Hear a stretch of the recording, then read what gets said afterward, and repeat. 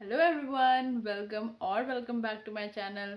I am Ujala and I cracked NORCET 9 in my first attempt, and here on this channel I provide everything, all the guidance that you need to crack NORCET or any other nursing exam.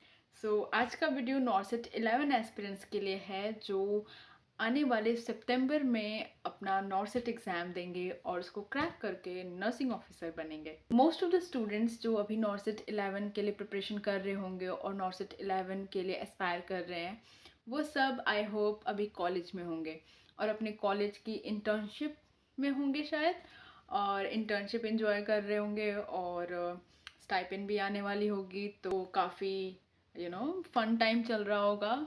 Internship, workload कम हो जाता है, assignments कम हो जाते हैं, stipend आ जाती है, तो काफ़ी ऐसे कूल टाइम होता है। ये मौसम भी अच्छा है घूमने फिरने के लिए, बट विद दैट थोड़ा सा पढ़ाई करना भी ज़रूरी है।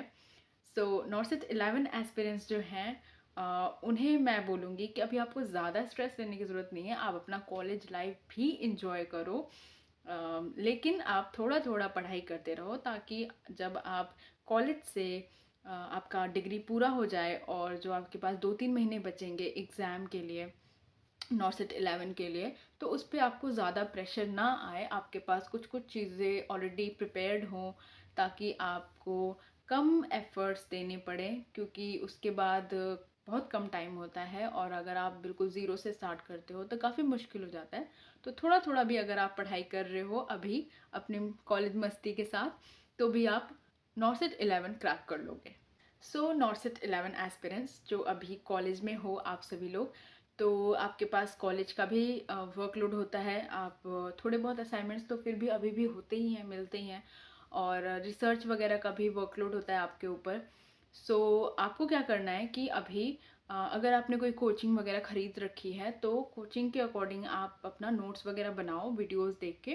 और अगर आपने कोई कोचिंग नहीं लिया और आप सेल्फ स्टडी कर रहे हो, तो जिस भी बुक्स से आप पढ़ाई कर रहे हो या यूट्यूब चैनल्स वगैरह से अगर आप पढ़ाई कर रहे हो, तो वहाँ से आप नोट्स बनाओ। ठीक है, बेसिकली आपको नोट्स बनाना है मेजर सब्जेक्ट्स के।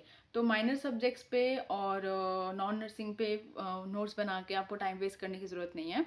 हाँ, अगर आपके बाकी नोट्स बन चुके हैं मेजर सब्जेक्ट्स के तो आप माइनर सब्जेक्ट्स पे जाओ, लेकिन अगर आपके मेजर सब्जेक्ट्स के नोट्स नहीं बने हैं तो आप केवल मेजर सब्जेक्ट्स के नोट्स बना लो। माइनर सब्जेक्ट्स तो आपके छोटे मोटे बुक्स से हो जाते हैं, उनके लिए घबराने की ज़रूरत नहीं है। ज़्यादा क्वेश्चन भी नहीं आते एग्ज़ाम में, और इनफ आपका मतलब प्रैक्टिस ऐसी हो जाता है, आपको नोट्स बनाने की ज़रूरत नहीं पड़ती है। मैंने नहीं बनाया था।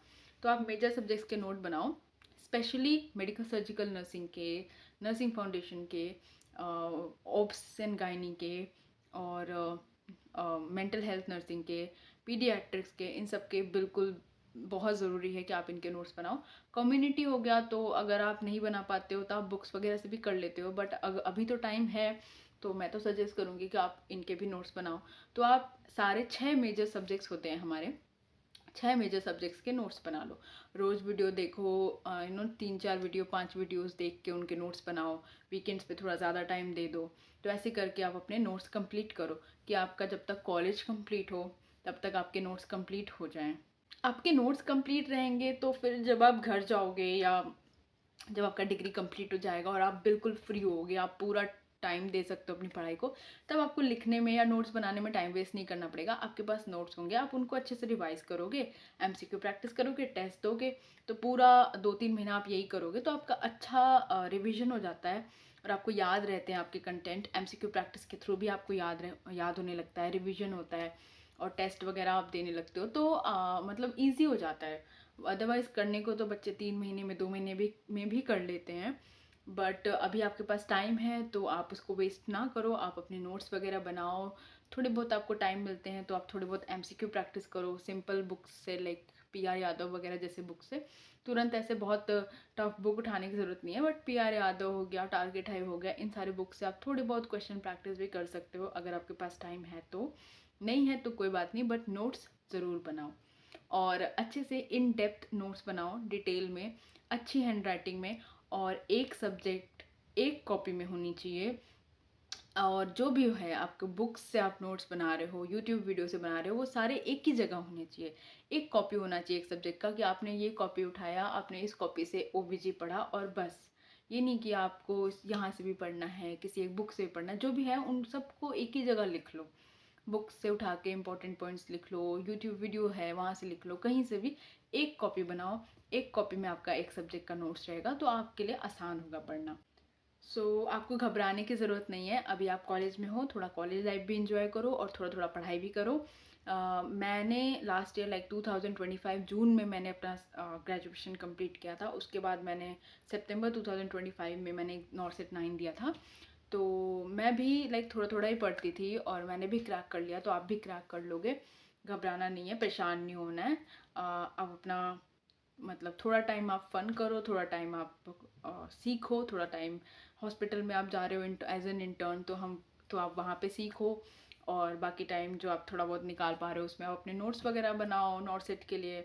और अभी तो नॉर्सेट के अलावा भी बहुत सारी अपॉर्चुनिटी हैं, डीएसएसबी से बहुत सारी वैकेंसी आती है, ईएसआईसी से आती है। तो आप स्टेट लेवल के बहुत सारे होते हैं, जैसे आरएमएल हो गया, एसजीपीजीआई हो गया। तो बहुत सारी वैकेंसीज़ हैं, आप वैकेंसीज़ को लेकर बिल्कुल परेशान मत हो। अगर आप प्रिपेयर्ड हो तो आप कहीं ना कहीं ज़रूर क्रैक कर लोगे। बाकी I am always here to guide you. कुछ भी आपको पूछना है तो आप कमेंट में पूछ लो, या फिर आप मुझे डायरेक्टली इंस्टाग्राम पे टेक्स्ट कर सकते हो, मैं वहाँ पे आपको रिस्पॉन्स दे दूँगी। तो all the best नॉर्सेट 11 candidates, enjoy your college life and prepare yourself for NORCET 11 as well, and I believe you that you will definitely rock in the exam.